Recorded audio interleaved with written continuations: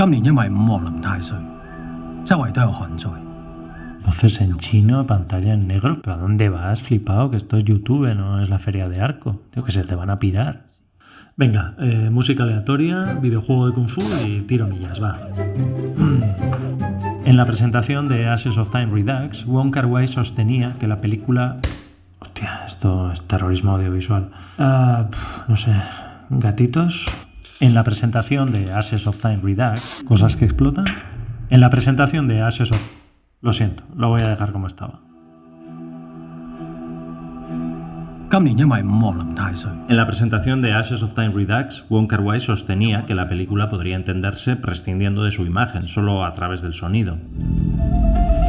También reconocía que su primer contacto con el género de artes marciales fue a través de las historias que escuchaba por la radio. Así que Ashes of Time, su primera incursión en el género wuxia, se deja empapar por el recuerdo de Kar-wai de la radio encendida y las historias de las radionovelas. La voz bastante radiofónica de un narrador, la presencia de efectos de sonido con cierto relieve. Y si escuchamos la película en fast forward, comprobamos claramente que se trata de una película hablada. Y aunque no entiendas una mierda, como es mi caso, bien podrías disfrutarla en formato podcast mientras, qué sé yo, pues haces tai chi. Probablemente solo el trabajo sonoro de Ashes of Time dé para otro vídeo, habida cuenta de que fue uno de los apartados más retocados de esta versión Redux, pero es tarea para alguien más experto que yo en este campo. En cualquier caso, sería una pena no poder ver una película que, entre otros grandes aciertos, brilla por su apartado visual.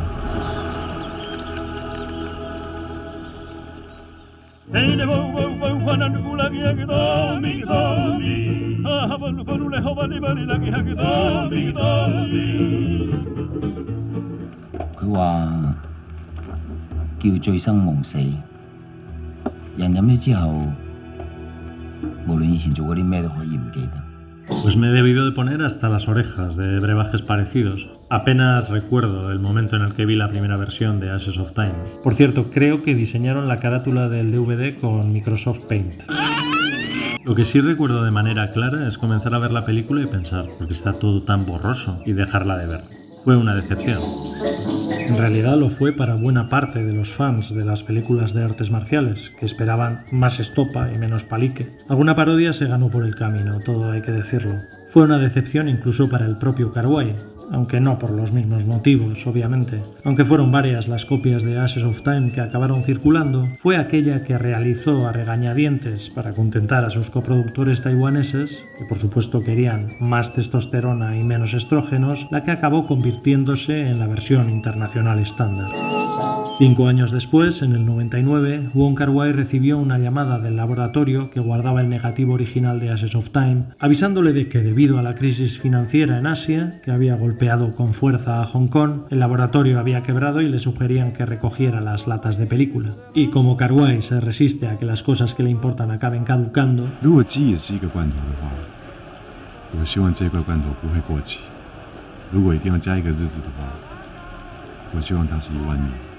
rescató el material, parte de él ya en muy mal estado, y trató de darle una nueva vida antes de que se perdiera en los confines del tiempo para siempre. Renaciendo de sus cenizas, en 2008 se estrenó en Cannes, fuera de competición eso sí, Ashes of Time Redux, no solo como una película restaurada y remasterizada.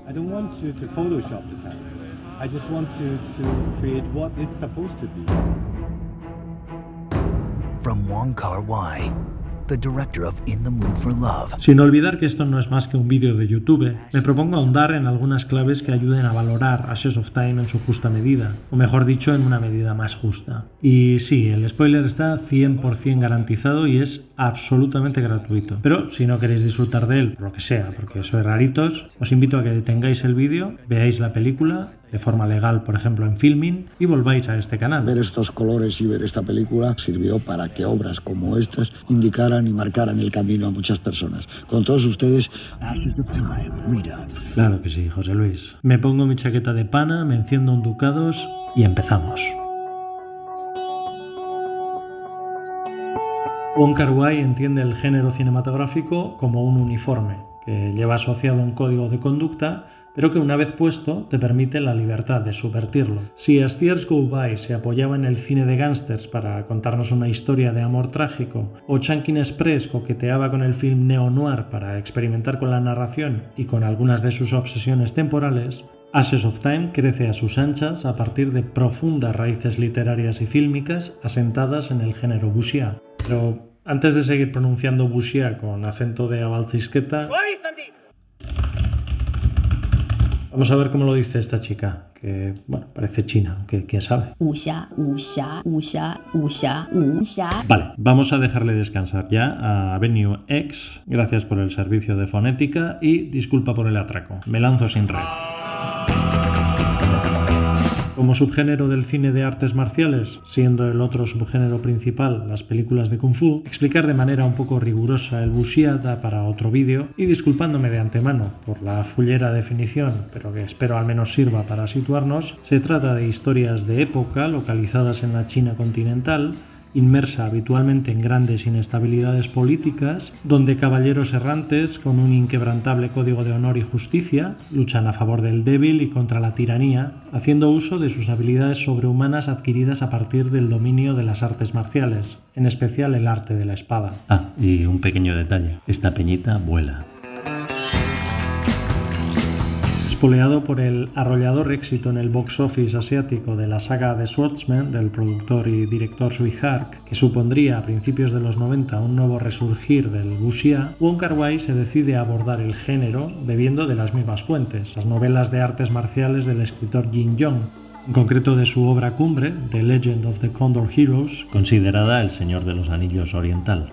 Y como Kar-wai, además de hacer grandes películas, olfatea como un cochinillo en nicho de mercado, al menos para convencer a los inversores de que se embarquen en sus proyectos, contrata para su Ashes of Time a Brigitte Lin, que se acababa de convertir en la nueva superestrella asiática gracias al papel del espadachín transexual Asia el Invencible en The Swordsman 2 y 3, y le ofrece un personaje muy similar. Lin protagoniza el papel de la primera hija del clan Murong, que asume la personalidad de mujer y hombre, Muron Yang y su hermana Muron Jin. Pero Kar-wai no se esconde, dejándonos imaginar una vaga relación entre su personaje y el de Tsui Hark, sino que la hace evidente con la secuencia de la espada china que practica en el lago con su reflejo. Pareciera que Kar-wai quisiera crear un diálogo entre ambos personajes, o tal vez expandir y añadir capas de complejidad al personaje de Muron Yang y Muron Jin, aprovechando la impronta que dejó Asia el Invencible en la audiencia asiática. Y en este diálogo que establece entre las dos películas, Kar-wai parece querer apostillar algo al final de la secuencia. Muron Yang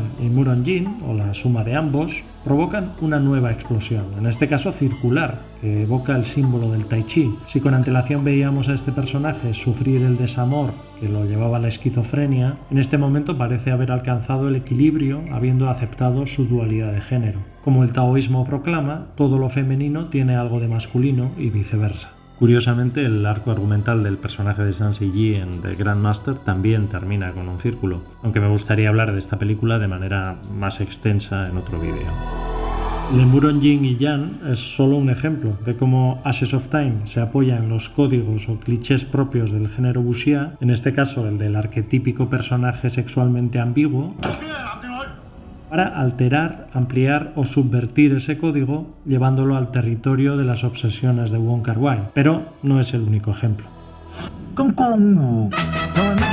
Como ocurre con wuxia, jianghu es un concepto difícil de aprender desde la distancia lingüística y cultural que nos separa a los ciudadanos de habla hispana de los de habla china, pero sin entrar en las implicaciones históricas e historicistas del término y ciñéndonos al ámbito de la ficción de las artes marciales, el jianghu, que literalmente significa ríos y lagos, sería un abstracto, si no imaginario, territorio por el que transitan los héroes míticos de las artes marciales y donde se baten o llevan a término sus negocios bajo un estricto código de honor y justicia. Para aquellos con una cultura audiovisual más otaku, podrían ser los bosques, los desiertos, los lagos, donde los ninjas de Naruto, serie claramente influenciada por el género wuxia, dirimen sus diferencias.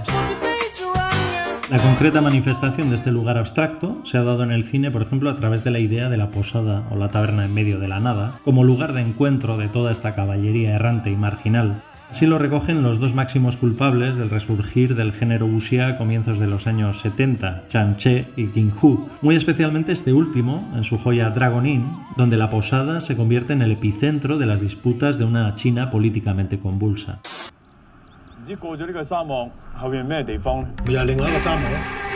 El Jianghu de Ashes of Time está situado en un lugar remoto. Fue rodada en escenarios desérticos del norte de China, cerca de la frontera con Mongolia. Hay ríos, hay lagos y hay una posada por la que los héroes de las artes marciales transhuman. Pero ahí terminan las concesiones al código. El motivo de los fastuosos escenarios naturales no es albergar secuencias de lucha espectaculares, aunque alguna hay, sino, entre otras cosas, mostrarnos el interior de los personajes. En muchas ocasiones, a la mirada perdida de uno de los personajes en primer plano se le yuxtapone un plano de naturaleza en plano panorámico.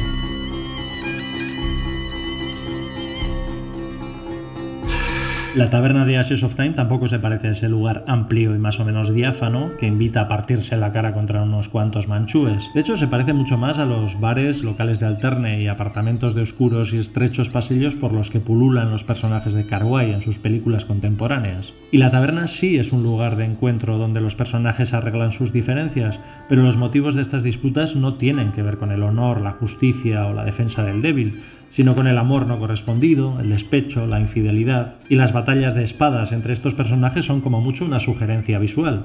Es más, las batallas que adquieren cierta presencia se producen siempre contra agentes externos, generalmente hordas de bandidos sin rostro. En realidad, la taberna de Ashes of Time es el lugar de la pérdida. Quien no pierde la memoria, pierde la cordura, la vista o un dedo.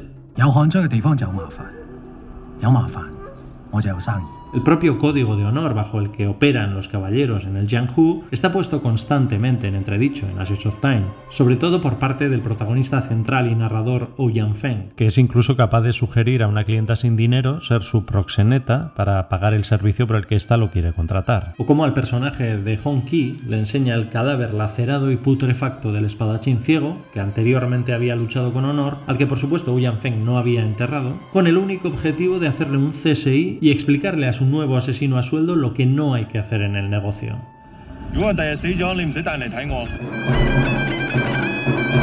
En definitiva, el mundo de las artes marciales en Ashes of Time es un fondo, un paisaje. El devenir de estos caballeros errantes no está determinado por la habilidad con la espada o los códigos de conducta. Son otras las fuerzas que determinan las andanzas de los personajes en esta revisión del género. La primera imagen de Ashes of Time es un eclipse solar, que al parecer ha provocado una sequía que arrasa el país. Ouyang Feng habla con un cliente al que le echa unos 40 años. Un intertítulo nos anuncia que despunta la primavera. Y en el sexto día del segundo mes lunar, los insectos salen de su letargo. Cada año, por esa época, el narrador Ouyang Feng recibe la visita de su amigo Huang Yaoxi. Todos los años la misma rutina. Esto solo en los 3 primeros minutos de película. A ver, Wong Kar-wai, nos quieres hablar del tiempo, ¿no? Lo intuimos perfectamente desde el Meteosat.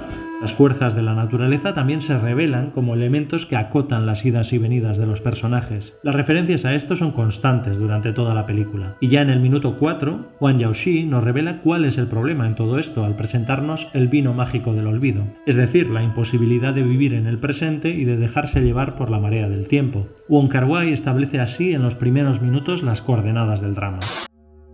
El tiempo en Ashes of Time es inasible y el mundo ancestral de las artes marciales es un pretexto para ilustrar un sempiterno y difuso contexto temporal.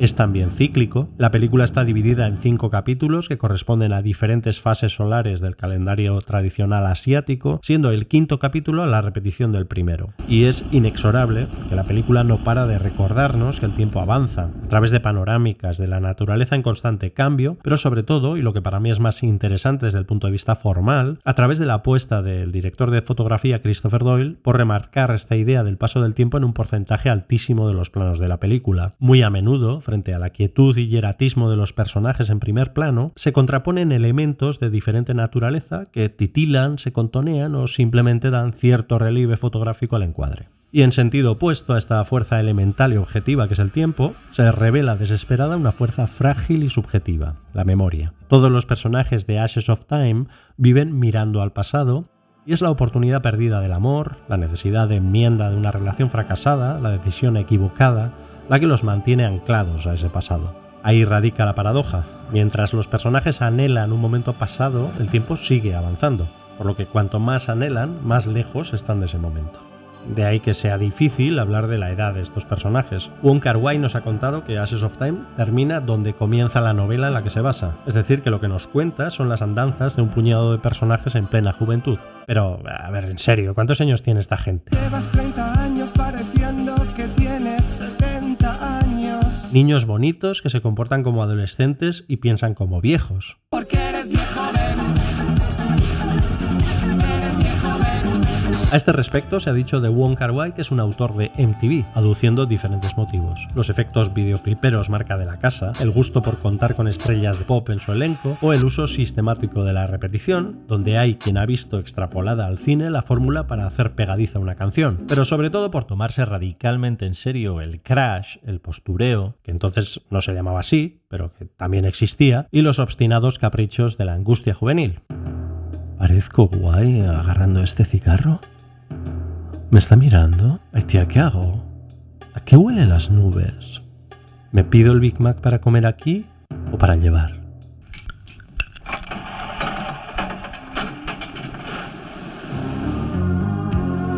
Como sostiene David Bordwell en su imprescindible Planet Hong Kong, imprescindible al menos para hacer este vídeo, Wong Kar-wai embebe sus temas del paso del tiempo, la memoria y toda su imaginería posmoderna en una sencilla fórmula de cultura popular. Gente joven buscando el amor. Es más, creo que sería imposible tomarse en serio todo su desvergonzado romanticismo teenager si no fuera por la fuerza y la coherencia visual de la propuesta. Y aunque a menudo Kar-wai camina sobre el alambre, a puntito de hacer el absoluto ridículo, incluso en los momentos en los que más se acerca al cliché lacrimógeno, consigue transmitir emociones verosímiles que, lejos de provocar rechazo, nos empujan a comprender el desgarro de los personajes, por muy naif que este nos pueda parecer. Conmigo al menos lo consigue. En esta radical apuesta por hiperestilizar el romanticismo juvenil hasta hacerlo digerible para públicos adultos, el cine de Wong Kar-wai siempre me recordó al de otro director con el que comparte año de nacimiento, gusto por la narrativa fragmentada y un poderoso imaginario visual. A pesar de ser muy fan de Julio Medem, este sí que ha conseguido ruborizarme en más de una ocasión. Tengo otra puerta cerrada, que a lo mejor es la misma, pero que me gustaría abrir.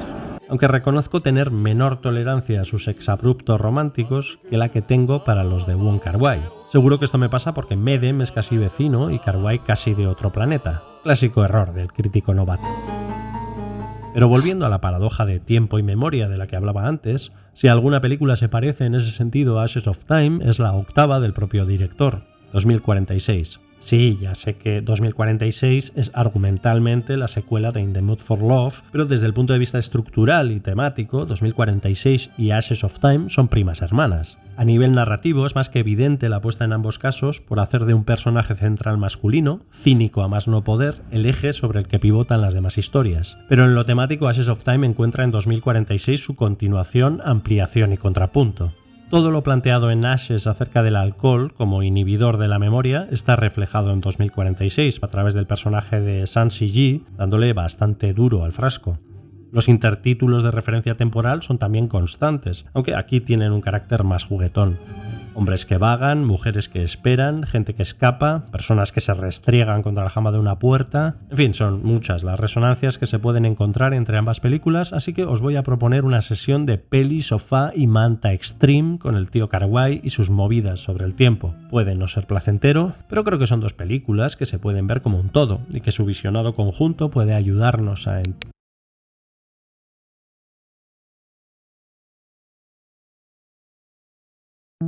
Aunque no paro de repetir, Wong Kar-wai esto, Wong Kar-wai lo otro, soy consciente de que el cine, al menos el mayoritario, es un arte colectivo y que bajo la mención de un solo nombre subyace el olvido de muchos otros. Bueno, pues ahondando en esta injusticia, la que espero algún día encontrar solución, ahí va otro nombre. Christopher Doyle, el director de fotografía que hizo de esta película un prodigio visual.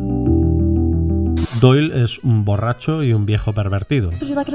I'm not sure, but if you insist. Es algo que deja claro en cada entrevista que concede. ¿O es lo que nos quiere hacer creer como el clásico luchador borracho de las películas de Jackie Chan y detrás del bufón se esconde un verdadero maestro? ¿Son Christopher Doyle y Duke Feng, su alter ego asiático, las dos caras de una misma moneda? Siendo cierto que pueda tener problemas con algunos excesos, yo creo que Chris Doyle se siente cómodo en el papel del Bukowski del cine, en tanto que le permite conservar intactas su libertad e integridad artística. ¿Y cuáles son algunas de las técnicas que este Drunken Master australiano-hongkonés desarrolló en Ashes of Time? El investigador Stephen Teo sostiene en Wong Kar-wai Out of Time que visualmente el paisaje del Jianghu de Ashes of Time es una reminiscencia de la obra del compatriota de Doyle, el pintor John Olsen. Los tonos ocres y el amarillo cadmio del que está impregnada la película está en toda la obra de este artista. También los lagos y las miradas a vista de pájaro. Tal vez Christopher Doyle quisiera dotar a su particular Jianghu de la magia ancestral de su tierra natal. La panorámica del desierto como metáfora de lo eterno contrasta con la visión del detalle, de la textura, del aquí y el ahora. A este respecto, aunque en blanco y negro, otra película arenosa resuena en la fotografía de Ashes of Time. Hiroshi Teshigahara también mira a las dunas desde la panorámica a la textura. A ver, en realidad estas películas solo resuenan dentro de mí. No sé si Chris Doyle vio Woman in the Dunes, y si hacemos caso a todo lo que dice, es difícil sostener que esta película haya sido una influencia en su trabajo, pero la naturaleza impredecible del personaje y la condición flexible y versátil de su fotografía se prestan a la especulación, incluso a la paja mental, como es el caso. Algo que me llama la atención de Ashes of Time es el uso de la metáfora visual, no necesariamente tan a mano en otras películas de Wong Kar-wai, pero que con el contexto de esta historia de época, de tintes fantásticos y espirituales, forma parte del arsenal visual de manera orgánica. Por supuesto, como buenas metáforas, ofrecen más o menos margen para que el espectador las dote de sentido, dándoles una u otra interpretación. Hay quien verá en esta secuencia una mujer sucumbiendo a la virilidad, habrá quien la considere una representación de la masculinidad tóxica y habrá quien le entren ganas de echar un polvo. Lo interesante precisamente de la metáfora visual en el cine es la amplia gama de respuestas que puede despertar desde la más analítica a la más visceral. Si por algo es innovadora y diría inédita la fotografía de Ashes of Time, es por las secuencias de lucha, a las que algún crítico, de manera quizás un tanto pomposa pero creo que atinada, etiquetó como wuxia impresionista. Y estoy convencido de que la apuesta supuso un conflicto en alguna medida entre el coreógrafo Sammo Hung y su equipo de especialistas, que supongo que tratarían de ofrecer una cinética inteligible y armónica como dicta la tradición del cine de Hong Kong, y por otro lado este dúo, Doyle-Kar-wai, tirando a la contra a través de la fotografía, jugando con el tiempo, tratando de sugerir el movimiento más que mostrándolo, haciéndolo difuso, nebuloso. Esta tensión entre tradición y modernidad, entre cine mainstream y cine de autor, ha llevado a estas secuencias de acción a convertirse en verdaderas obras de arte que creo que merecen un lugar privilegiado en la historia del cine.